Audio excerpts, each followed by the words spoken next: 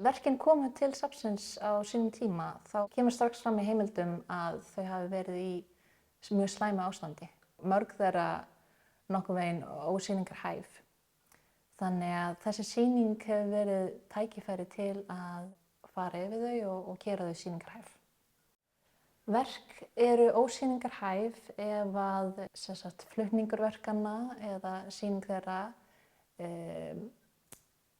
getur valdið frekari skemmdum ef til dæmis málningar að flagna eða eitthvað svoleiðis.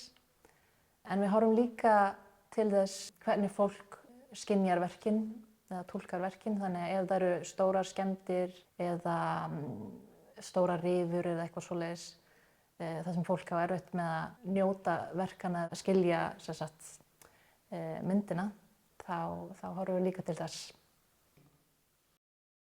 Forvarslan byrjar alltaf með ástandsskýrslu. Við erum að skoða verk mjög vanlega, við erum að taka ljósmyndir, nærmyndir, við erum að lýsa nákvæmlega í hvaða ástandi verkið en líka hvers konar efni hefur verið notað, út af það bara náttúrulega mikilvægt fyrir okkur að skilja hvað málarinn var að hugsa, hvað var hans áætlun, til að geta varðveitt bara líka handbragð hans í gegnum forvörslunni.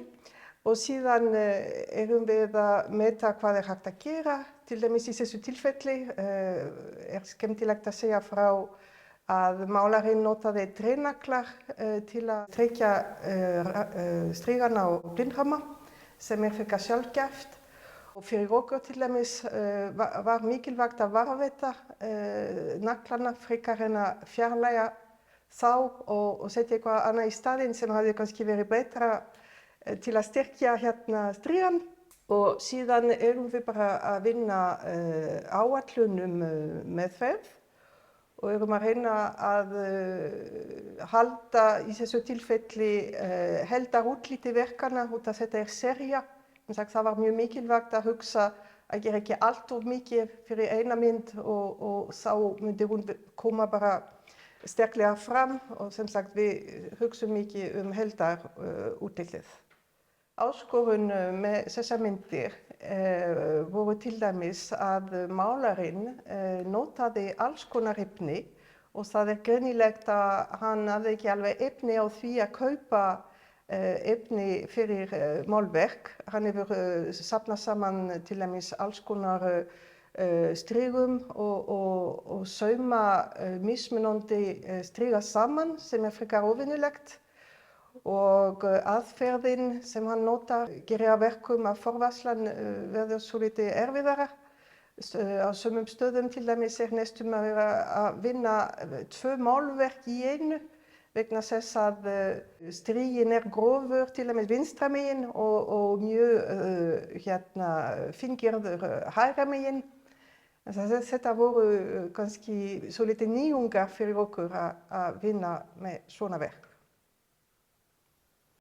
Við notum ýmis efni og við skráum alltaf hvaða efni við notum og í hvaða prósentum og svoleiðis í forvörsluskýrslu. En við erum ekki svona almennt að miðla til almennings nákvæmlega hvaða efni við erum að nota. Við viljum ekki að fólk fari að forverja svona heimi hjá sér. Þetta eru efni og blöndur sem að þetta er alltaf sniðið eftir hverju málverki fyrir sig. Þetta er svolítið svona eins og þegar læknar eru að gefa sjúklingum lyf eftir skoðun.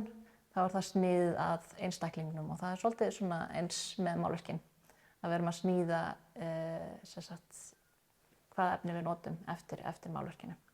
Og við förum auðvitað eftir siðareglum forvarða og notum efni sem hægt að taka tilbaka. Og við vitum náttúrulega að þær viðgerðir sem við setjum inn núna munu á endanum, vonandi ekki fyrir eftir svona 50-100 ár, byrja að sjást og þá þarf að vera hægt að taka þær tilbaka. Þannig að það er mjög mikilvægt. Við viljum alls ekki nota sömu efni, bæði vegna þess að yfirleitt til dæmis við erum að hugsa málverk frá 18. öld sem málað með olíulitum. Olíulitirnir eru þannig að oljan, hún verður mjög erfið að fjarlægja.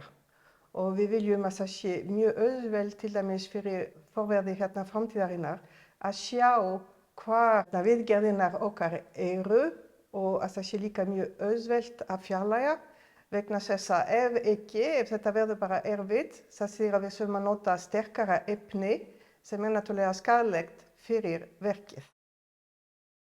Nei, við megum ekki breyta myndinni og við pössum að mála bara í það sem að málingin er horfin og við getum nokkuð veginn séð hvað á að vera það sem að málingin er horfin.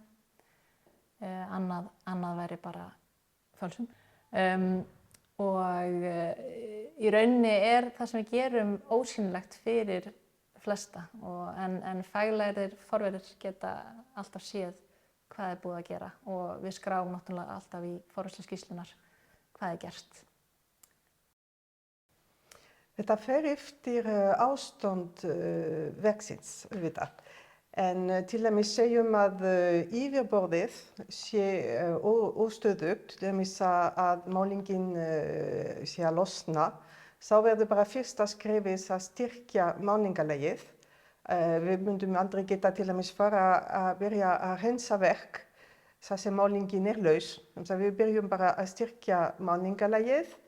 Kannski það líka að styrkja strigan. Ég meina, verk er líka framhlið og baklið. Ef það er gat til dæmis í striganum, þá verðum við bara að laga gatið. Og síðan þegar allt er nokkuð stöðugt, þá getum við bara farið að rensa. Við bara byrjum að ríkrensa verkið, bæði framan og aftan.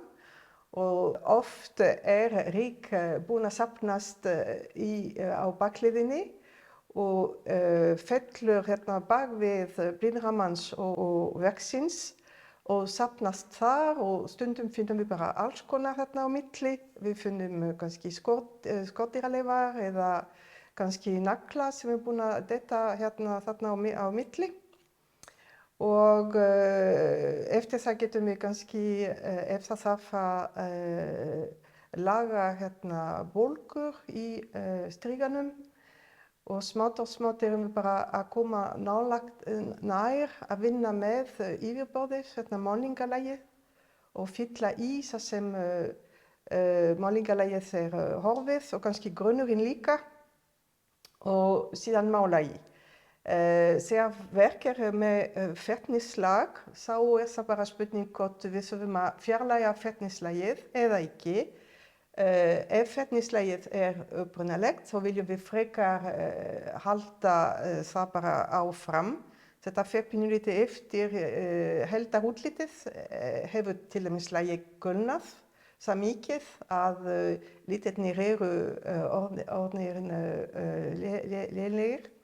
Þetta er bara margt sem þarf að meta. Það getur nú verið ýmislegt. Í þessum verkum er það til dæmis að málarinn hefur málað sum verkanna á svona tegund af grófum tjörustriga og tjaran hefur smitast í gegnum málingalagið. Þannig að það eru nokkrar myndir sem eru orðnar mjög dökkar og þetta er óafturkræft í raun og veru. Síðan er algengt vandamál flugnaskítur. Hann súrnar mjög mikið og skemmir litin á málingunni undir skítnum. Þannig að það getur verið vandamál og í svona gamlu verkum þá er hann oft víða og tekur tíma að hreinsa hann allan af. Síðan eru stóra rifur í striga vandamál og þá þarf oftast að fjarlægja verkið af blindramanum og meðhöndla það alveg sérstaklega. Og síðan í gömlum verkum er það oft líka gamlar viðgerðir sem geta verið vandamál og þetta er svona eina ástæðan fyrir því að við pössum okkur mjög að nota efni sem er auðvelt að taka tilbaka er að maður lendir oft í því að fá viðgerðir sem er mjög erfitt að taka tilbaka. Það er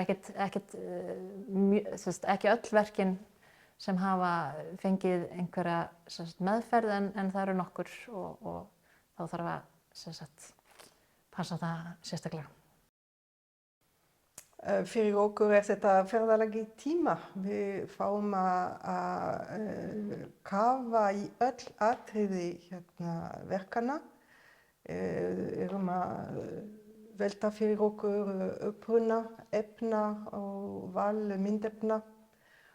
Og eitt atriði sem mér fannst til dæmis áhugavert í þessu tilfelli þegar við skoðum verkin fyrst, fannst mér kannski ekki alveg greinilegt að málarinn hafði verið nokkurn veginn farglærður út af valefnana sérstaklega. En síðan með því að skoða verkin svo lengi og í smáatriði, þá fórum við bara að sjá að hann kunni alveg að mála. En hann kannski átti erfitt að fá efni fyrir málverkin. Síðan líka náttúrulega svo gaman það er alltaf gaman að gera við verk sem skemmtilegt að horfa á. Og þetta svo mikil fantasía að það hefur verið mjög skemmtilegt.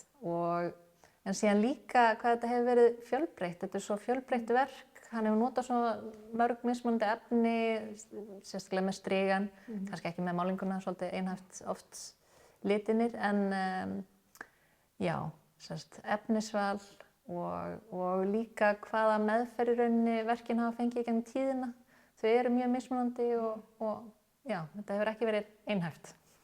Og í raun alveg ótrúlegt að þau hafa lifað af vegna þess að þetta eru verk sem hafa farið á milli landa og greinilegt að það hefur ekkert verið að hugsa verkin rosalega vel. Kannski vegna þess að það var erfitt að flokka þau sem listaverk, sem þau eru greinilega.